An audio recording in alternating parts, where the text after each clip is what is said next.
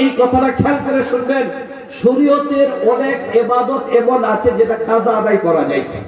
যেমন নামাজ এখন ফরজ হয়েছে, এখন আপনি কোনো কারণে নামাজ পড়তে পারতেছেন না, চাইলেই 1-2 ঘন্টা পরে আজকে না হয় কালকে এটা কাজা আদায় করতে পারবেন।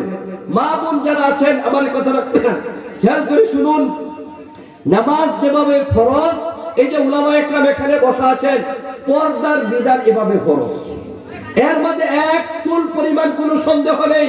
নামাজের বিধান যেভাবে ফরজ, পর্দার বিধান ঠিক এভাবেই ফরজ। কোনো কারণে যদি আপনার পর্দা ছুটে যায় একবার, পরবর্তীতে কিন্তু পর্দা আর কাজা কোনো সুযোগ নেই। না আছে? এরকম কোনো সুযোগ আছে পর্দা কাজা করা? কোনো সুযোগ নেই।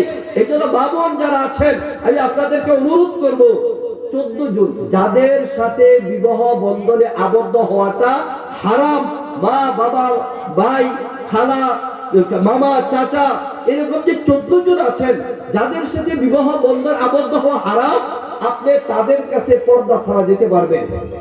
এছাড়া আপনার ভাসুর, আপনার দেবর, আপনার খালাতো ভাই, আপনার চাচাতো ভাই, আপনার ফুফাতো ভাই, আপনার বিয়াই, পাড়া প্রতিবেশী, কারো সামনে আপনি পর্দা ছাড়া যেতে পারবেন না। পরিষ্কার, এটা ইসলামের বিধান। আজকে আমাদের সমাজের মধ্যে পর্দা যে একটা ইসলামের বিধান, এটা দূরে সরে গেছে। পর্দা যে একটা ইসলামের বিধান, এটা একেবারে দূরে সরে গেছে। এটাকে বরস, এটা মানুষ মানতেই নারাজ। মা বোনদের অবস্থা হলো, অনেকেই আছে যখন বাড়ি বাহিরে আসে তখন বুরকা পরে বের হয়ে আসে, কিন্তু বাড়ির ভিতরে আওতা বিধির মধ্যে থাকে, ওইখানে পর্দা করে না, নিজের বাসুরের কাছে যাইতেছে। বাসুর তো সবাই বুঝে নাকি, আপনার স্ত্রীর বড় ভাইকে বলে বাসুর, তাই না? যে বড় ভাই, আমাকে দেবর, ননদ, চাচাতো ভাই, জ্যাঠাতো ভাই, তারা মনে করতেছে এরা তো আমাদের পরিবারের লোক, তাদের কাছে পর্দা করবো কেমনে? কেন পর্দা করবো? এটা পর্দা করতেছে না। আর এই পর্দা না করার কারণে একদিকে পর্দা পরিহার করার কবিরা গুনাহ হচ্ছে, অন্য জায়গায় অন্য একদিক দিয়ে পরকীয়া সম্পর্কের কারণে মানুষের জীবনে অনেক সংসার ভেঙে যাইতেছে। একজনের নারী সৌন্দর্য পর পুরুষের সামনে বেশ হইতেছে, সে তার প্রতি আসক্ত হইতেছে, সংসার ভেঙে যাইতেছে। আমাদের সমাজে এমনটা আছে না নেই?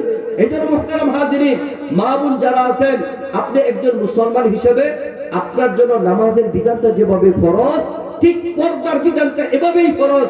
মনে রাখবেন, কোন একজন মহিলা যদি বেপরদিগি হয়, একজন মহিলার বেপরদিগির কারণে 4 জন পুরুষ জাহান্নামে যায়।